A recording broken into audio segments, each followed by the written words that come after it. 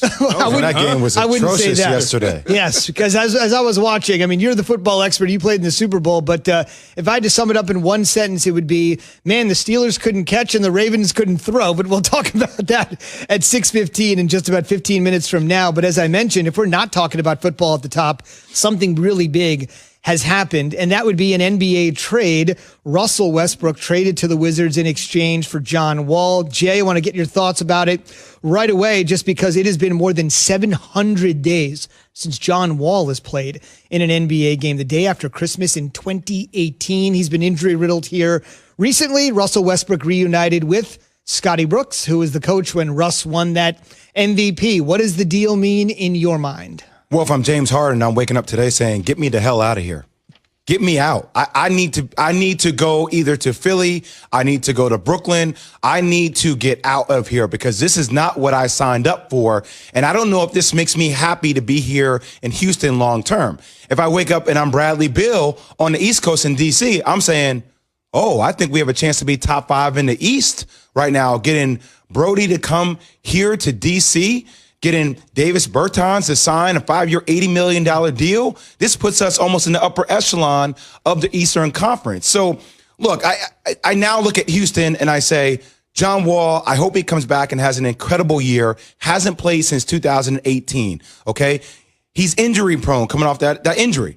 You have DeMarcus Cousins, injury prone coming off an injury. Now, that's an interesting team. If I'm Houston, if I'm Raphael Stone, the GM, how much longer can you hold on to James Harden without him publicly becoming a disgruntled employee? So if he's at a post presser every single day, when you know he's going to be asked this question over and over and over again, are you happy here? Eventually, Harden's going to tell you how he feels. Do you lose trade value the longer you hold on to him? Or now are you starting to look at the Brooklyn situation and say, hey, Karis LeVert, Spencer Dinwiddie, Jared Allen, some future first-round picks. Maybe that is enough for a guy like James Harden, because I feel like James Harden has given his heart and soul to Houston. James Harden deserves to have a shot at winning a world championship, and that will not occur in Houston. He has a better chance of doing that with Brooklyn or Philadelphia. Do the right thing for James Harden. Do the right thing for James. Do the right thing for James. I look at it and say, you know what?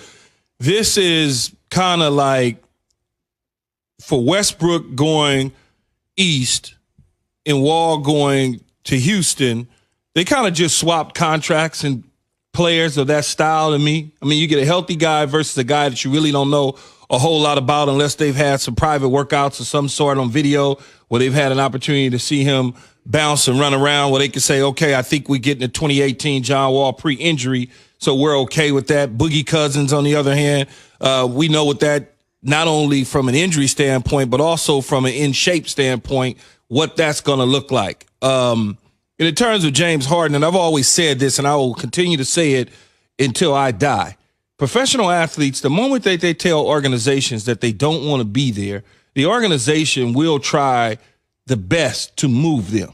It just because you don't want to have a hostile situation inside of a locker room, especially with a young new head coach coming in to try to manage the situation. I don't care what he's done in his past previous stops with certain athletes and personalities, but to have a new head coach come in and you have a disgruntled player, I don't want to call it disgruntled, a player that's just not really feeling what's going on because he's watching potentially what the Brooklyn Nets could be doing in James Harden or potentially what Philadelphia could be doing. And he's sitting back there saying, I could be a part of that, but you're holding me hostage when I don't want to be here.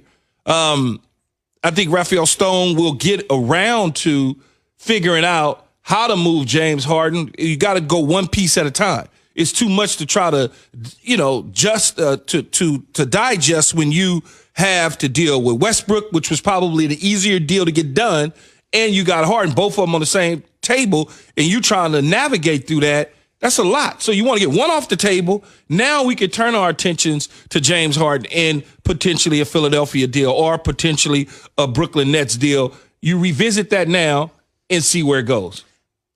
Let me tell you this. Right now with John Wall, because of the injury, He slipped and fell at his home. He had a ruptured Achilles. I thought Dustin Johnson was the only guy that could use that as an excuse if you're a golf fan out there. But 3 years, $132 million. You don't exactly know what you're getting. You know Russ obviously is a huge deal that's worth more than $130 million left on his deal as well. But we know what we've gotten from Russell Westbrook. At this point, 3 years, 132. We don't know what we're going to get from Wall. Go ahead. I was just going to say, I just know somebody else who slipped and fell and then was out of work for 2 days. You almost got cussed out. Man, What? He just, you slipped and fell at the house. You rolled your ankle. You're out for 2 days. That's all I'm saying.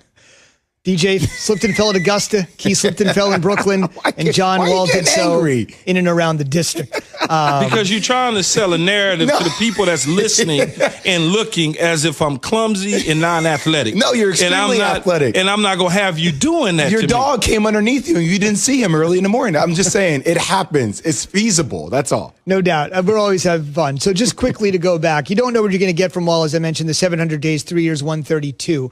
But let me ask you it from this particular standpoint, Jay, from an NBA perspective. The Wizards, this wasn't really talked about much because they haven't been talked about much. They were in the bubble. They played 8 games. They lost 7 of the 8 games. It basically took them to their final game in the bubble till they won one. They've been off the national radar for years. The furthest they made it with Wall was the Eastern Conference semifinals. I'm not pinning that on Wall. I'm just saying that this is a team that there's a shot of adrenaline that needs to come into this team's arm. And they just got it. With somebody as exciting as Westbrook, playing at 100 miles an hour like Westbrook, the entertainment factor. I just think there's something here for Washington, even though everybody's talking about what it means for Houston, the residual for Harden. For Washington, they need to be relevant, and this gives them some relevancy. And first off, to all the haters out there, Key, everybody with all these different narratives, you were talking about narratives before. Well, Brody isn't a guy that helps the culture of your team. That's wrong. Brody does help the culture of your team. Let's talk about what happened to him. He started off slow this year, okay? Then he came on hot. Then he got COVID, missed some time in the bubble, came into the bubble, did decently to come in, and then had an injury to his hamstring. I want you to hear the numbers that he finished the regular season with, averaging 27, 8 rebounds per game, 7 assists, all NBA third team. Now you pair him with a guy like Bradley Beal, that is one of the most prolific scorers we have in the game.